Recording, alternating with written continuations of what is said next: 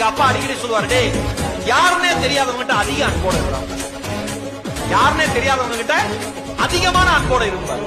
ஏன்பான்னு கேட்பேன். நீ ரோட்ல மயங்கி விழுந்துட்டீனா யாருன்னே தெரியாதவன் தாண்டா உன்னை காப்பாத்துவான், உனக்கு தெரிஞ்சவன் பக்கத்துல இருக்க மாட்டான்.